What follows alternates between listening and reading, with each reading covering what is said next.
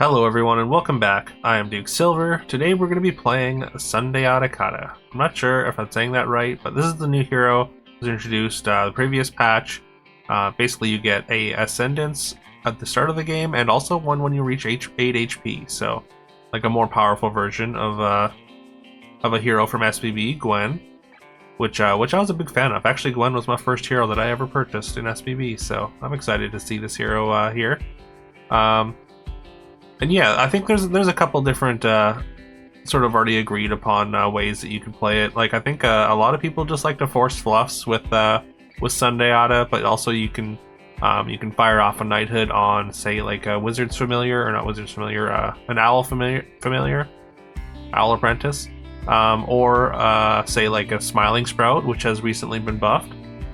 We are just gonna fire it off on the fluff though, of course. We gotta do the agreed upon fluff strategy to start here. Take an egg to complement it, just to give us a little bit of strength early here. I was really tempted to just go for the new U on the fluff here, but I figure we should just stay the course. I don't really play fluffs too often, so like I mean, I guess it's kind of a matter of RNG. Like you need to find the fluffs for them to be really good here.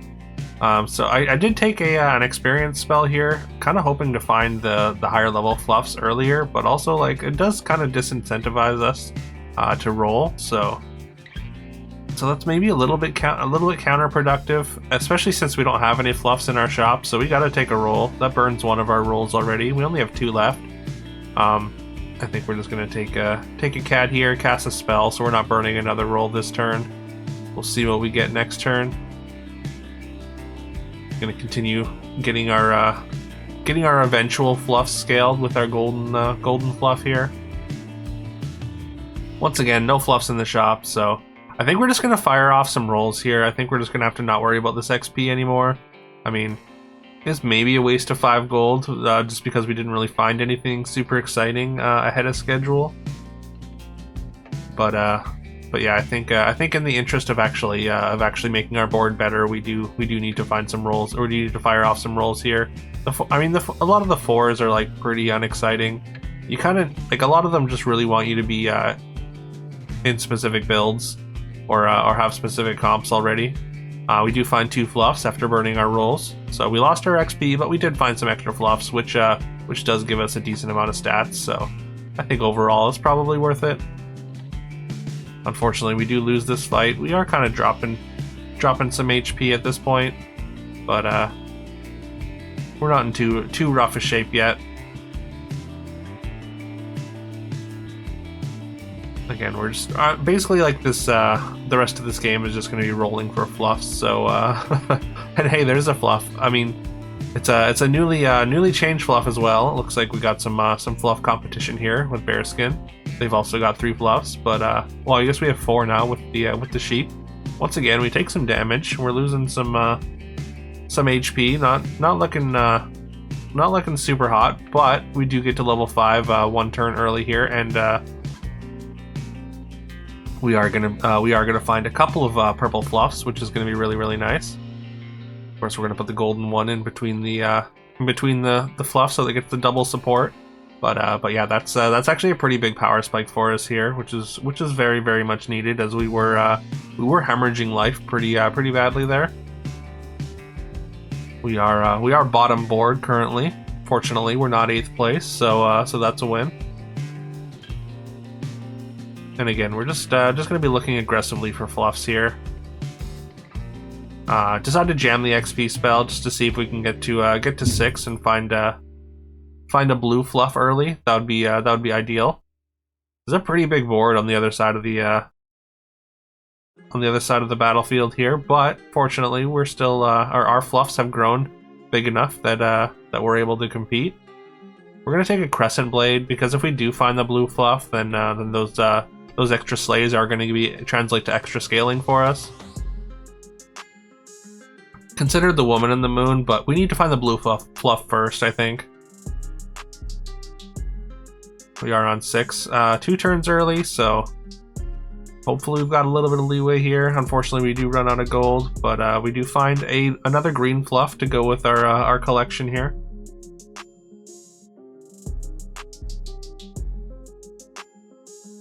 Fortunately, they do knock out our final frontline fluff. We want the fluffs in front of the purple fluff to die, especially just to make sure we keep getting that scaling.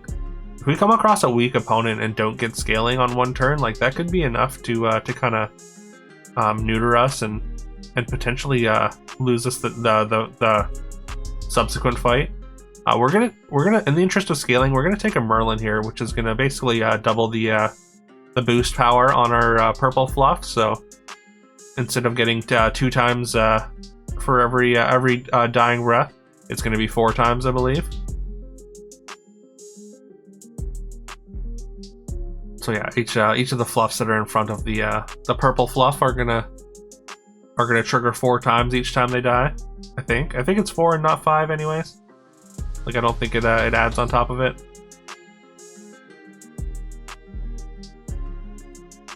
All right, we do find a second narc here after we took one earlier, and we're gonna get a divine messenger, which is actually gonna be fantastic, and we get the purple fluff in the same shop. So really good shop there. That's a pretty big turn for us, as well as the red fluff triple gives us a weird compass, higher chance for us to finally find that blue fluff we've been searching for 2 turns already. But yeah, the divine messenger is going to allow our purple fluff to apply to our entire front row, and the fact that we have another one, and Merlin's of course boosting the abilities, we're gonna get a pretty big uptick in scaling now. We'll take a second Merlin, of course. We definitely want to get that level 6 triple if we can. And yeah, we do find another purple fluff, which we do want to combine the other purple fluff. And I think having the purple fluff is better.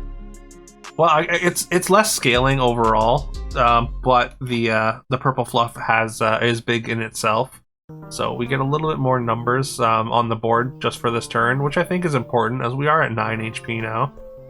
There's our Merlin triple, which we are now going to replace one of the purple fluffs with, because I mean that's just way too much scaling. Unfortunately, since we haven't found the blue fluff, I want to keep the weird compass and the divine messenger, so we're actually going to replace the crescent moon at this point, and we're going to just get a piece of infinity. It's just going to give us a little bit of extra stats every turn. Hopefully it changes some amount of breakpoint for us in a positive way. Decided to buy an alliance band, thinking that it would be a lot better than it was, but it's only giving roughly plus 50, so I really thought that it was going to be a little bit better with the divine messenger and the golden Merlin. And there's the our fluff rival who has found just as many purple fluffs, and as well has found blue fluff. But fortunately, our scaling has been a little bit more efficient, I think, thanks to the Merlin. We did get to lock that blue fluff last turn, so we are now we now have our blue fluff online as well. It's tough to cut the purple fluff here, but I think we do. It's possible that we should just play the blue fluff up front, which I think we might do. Just because those first slays are like pretty much the only slays we're gonna get for scaling wise. So as long as it doesn't get sniped immediately, then I think it's fine to have in slot 4. There's another purple fluff, but I don't think we need that. We still want to play the Merlin as well, so that's why I think we're gonna play the blue fluff up front. Being able to protect it would be nice. Like if we could get like a stealth orb, we could afford that.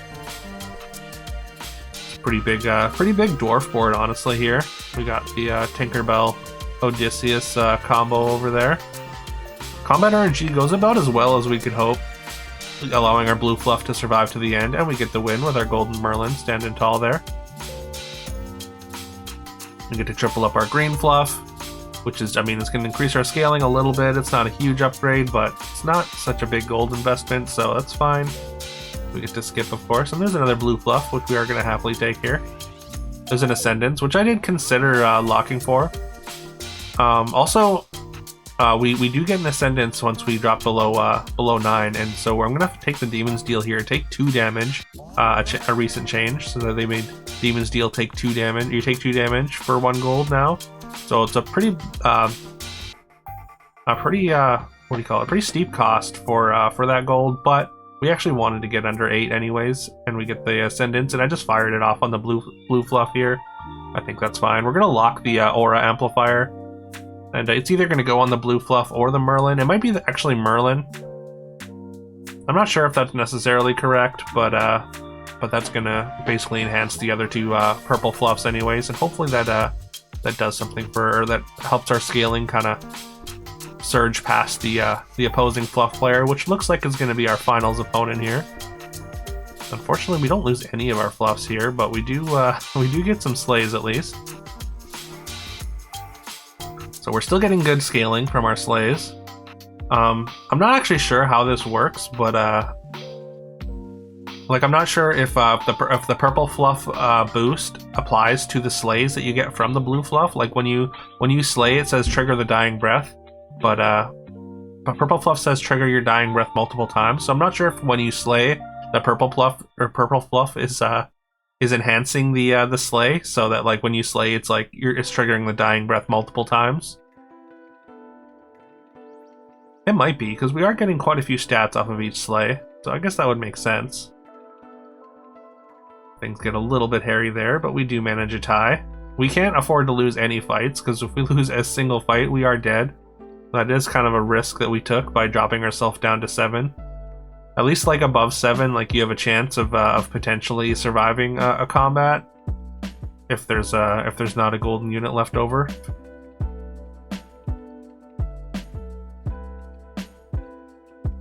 And at this point, I'm not entirely sure how do we improve from here. I guess just items. Like maybe we just want another aura amplifier, or like a boost item, a boost rune. Oh, a level 6 treasure, I guess, to get magic scarf would actually be huge. We haven't found enough critical mass of fluffs to start taking Blackbeards. They are very good in fluffs, because if you can fill your bench with fluffs, then you get a lot of stats. But I didn't want to be buying the purple fluffs just to put on my bench. I am going to take the blue fluffs, of course, because of course we want that level 6 treasure. Things are looking a little bit scary here. The opponent has filled their bench with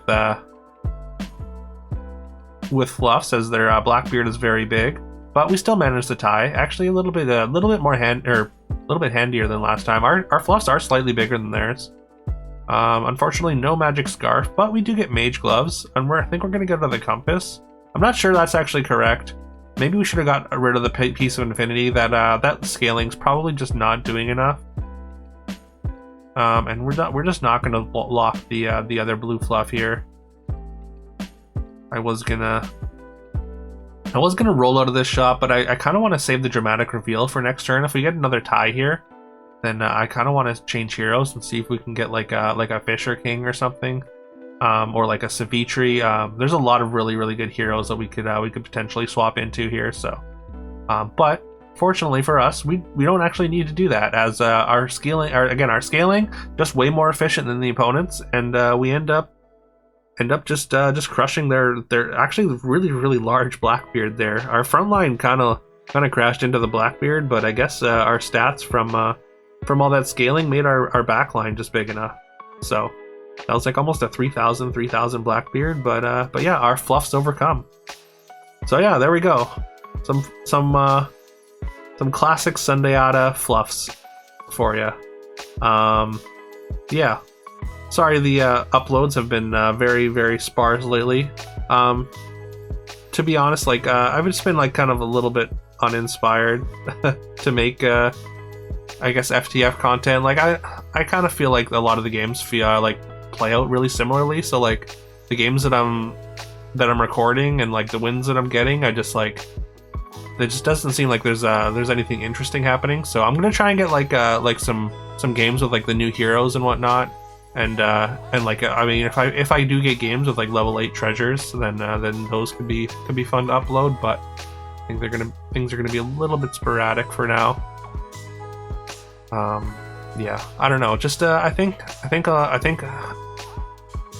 like a lot of the criticisms that I've had are still true, and I think it just kind of exacerbated with time. Just like the fact that there's so many specific units in the game, and like I feel like the mid games and end games just play out really similarly every game, and also like maybe the extended game time is also also kind of makes me burnt out while I'm playing, because I can't really play like a bunch of games in a row anymore. I don't know. I find like after 3 games, I'm just like I feel tired. I don't know if anyone else has experienced that, but yeah, like I said, I'm gonna try and get some games with like the new heroes and like games that I just find interesting. But yeah, I'm not just gonna post like the same games that feel the same every day or whatever. So apologies if you look forward to the daily uploads. Hopefully something changes and we can I don't know, we can get back to daily content. But yeah, as of right now, this is like the state of the game. I'm just, again, feeling a little uninspired. So but yeah, thank you so much for watching. If you got this far, I super appreciate it. Please let me know your thoughts in the comments. Please leave a like and subscribe if you haven't already. I would very much appreciate it. I hope you have a fantastic rest of your day, and I will see you probably tomorrow. I think I have another game in the queue for tomorrow, so bye-bye.